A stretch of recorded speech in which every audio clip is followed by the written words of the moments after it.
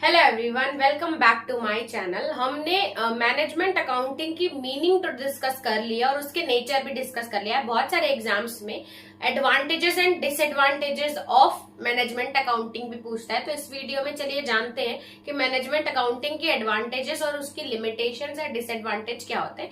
तो यहाँ पे मैंने हेडिंग लिखी है। मैं हेडिंग्स को, जो टॉप हेडिंग रहती है, उसको एक्सप्लेन करूंगी।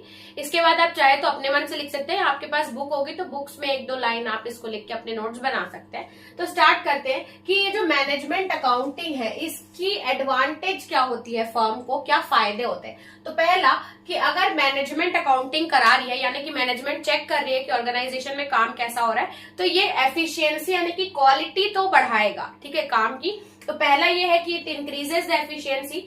दूसरा, अगर मैनेजमेंट अकाउंटिंग करा रही है तो मैनेजमेंट को पता है कि क्या गलत हो रहा है, क्या सही हो रहा है ऑर्गेनाइजेशन में, और कैसे अच्छे से इंप्रूव कर सकते हैं, कौन से काम से कितना रिजल्ट आ रहा है। तो ये सारी चीजें अगर हमको मैनेजमेंट अकाउंटिंग से पता चल रही है तो मैनेजमेंट इसके लिए प्रॉपर प्लानिंग कर सकती है, फ्यूचर के लिए प्रॉपर प्लानिंग कर सकती है मैनेजमेंट की अकाउंटिंग की मदद से। फिर है कि कितना अच्छे से हमारे ऑर्गेनाइजेशन में काम हो रहा है, उसका मेजरमेंट ऑफ परफॉर्मेंस की कैसे काम हो रहा है, ये मैनेजमेंट अकाउंटिंग से ही पता चलता है कि क्या से काम हो रहा है। तो यानी कि हम ये बोल सकते हैं कि मैनेजमेंट अकाउंटिंग हमको काम को मेजर करने में भी मदद करती है। फिर इफेक्टिव मैनेजमेंट कंट्रोल, अगर मैनेजमेंट अकाउंटिंग हो रही है तो मैनेजमेंट को पता है कि कहाँ सही काम हो रहा है, कहाँ गलत हो रहा है, क्या कहाँ पे कुछ चीजें सुधार ला सकते हैं। यानी कि मैनेजमेंट अगर अकाउंटिंग करा रही है तो वो अच्छे से मैनेजमेंट पे काम पे कंट्रोल भी रख पाएगी। तो ये एक फायदा है। दूसरा, इम्प्रूव्ड सर्विस टू कस्टमर, अगर मैनेजमेंट अकाउंटिंग हम अच्छे से कर रहे हैं तो हमको सारे की फैक्टर्स हमारे ऑर्गेनाइजेशन के पता होंगे। अगर वो सारी चीजें पता है तो हम और अच्छे से कस्टमर को सर्विस प्रोवाइड कर सकते हैं। अगर हम इंटरनल ऑर्गेनाइजेशन के कुछ फॉर्मेट्स को बदल दे तो कस्टमर को और अच्छे से सेटिस्फाई किया जा सकता है। तो इम्प्रूव सर्विस टू कस्टमर। फिर मैक्सिमाइजिंग प्रॉफिट, मैनेजमेंट अकाउंटिंग होती है जानने के लिए कि क्या गलती है, क्या सुधार लाया जा सकता है, और मैनेजमेंट उससे कुछ अच्छे ही डिसीजन लेती है। तो अगर ये हो रही है तो हम अपनी कंपनी के प्रॉफिट को भी मैक्सिमाइज कर सकते हैं। बहुत ही सिंपल कंसेप्ट है। अगर आपको कंसेप्ट पता है कि मैनेजमेंट अकाउंटिंग क्या है तो आप इसकी एडवांटेजेस एक ऑर्गेनाइजेशन को क्या होंगे आसानी से लिख सकते हैं।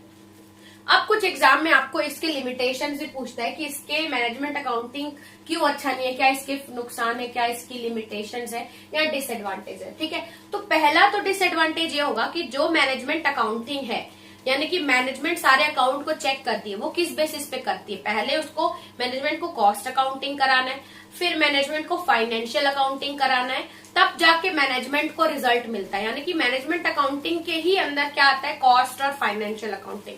तो यानी कि हम ये बोल सकते हैं कि मैनेजमेंट अकाउंटिंग किस पे डिपेंडेंट है, कॉस्ट अकाउंटिंग और फाइनेंशियल अकाउंटिंग। तो पहला इसका लिमिटेशन हो गया कि ये किस पे बेस्ड है, फाइनेंशियल और कॉस्ट अकाउंट पे बेस्ड होती है, ठीक है। उसके बाद मैनेजमेंट अकाउंटिंग तब आपको फ्रूटफुल रहेगी जब इसमें कंटिन्यूअसली आप कॉपरेट करके काम कर रहे हो। तो कंटिन्यू और कॉपरेशन से काम करना एक इसका लिमिटेशन हो जाता है, कंटिन्यूटी एंड कोऑर्डिनेशन ऑपरेशन। फिर हो सकता है कि इसमें अगर जो मैनेजमेंट अकाउंटिंग कर रहा है तो उसको उस सब्जेक्ट, उस फील्ड का प्रॉपर नॉलेज होना चाहिए। तो हर कोई मैनेजमेंट अकाउंटिंग नहीं कर पाता, रिलेटेड टू समथिंग जिसकी हम मैनेजमेंट अकाउंटिंग कर रहे हैं उसका प्रॉपर नॉलेज होना चाहिए। तो वही है, proper knowledge related to the subject होना जरूरी है। फिर अब मैनेजमेंट अकाउंटिंग को आप कैसे ले रहे हो, सबका इंडिविजुअल अपना रहता है, यानी कि इंडिविजुअल अप्रोच अप्लाई होता है कि किसी ने अकाउंटिंग करी तो कोई कुछ जजमेंट दे रहा है या मैनेजमेंट उसको किस तरीके से ले रही है, ये सबका इंडिविजुअल अप्रोच रहता है। तो इसमें इंडिविजुअल अप्रोच के कारण ये जो इसका इम्पैक्ट रहता है मैनेजमेंट अकाउंटिंग का, वो थोड़ा चेंज होता रहता है, ठीक है। उसके बाद ये मैनेजमेंट के काम का कोई दूसरा अल्टरनेटिव नहीं है, इसको बस चेक करना है, चेक बस होता है, इसमें कोई और दूसरा अल्टरनेटिव नहीं है। Not an alternative to management और एडमिनिस्ट्रेशन का कोई दूसरा अल्टरनेटिव नहीं है। फिर इसका कोई लीगल बैकिंग अप नहीं है, लीगल रूल्स एंड रेगुलेशन नहीं है। मैनेजमेंट सिर्फ अपने फायदे के लिए ही ये सब अकाउंटिंग कराती है। तो ये कुछ इसके लिमिटेशंस हो जाते हैं। तो अगर आपके एग्जाम्स में लिमिटेशंस और एडवांटेज पूछता है तो आप इनमें से कोई भी 5 पॉइंट लिख के एक्सप्लेन करेंगे तो इतना उसके लिए सफिशियंट होगा। तो इस वीडियो में इतना ही रखते हैं, चलते हैं नेक्स्ट वीडियो में, देखते हैं नेक्स्ट टॉपिक। तब तक के लिए थैंक्स फॉर वॉचिंग।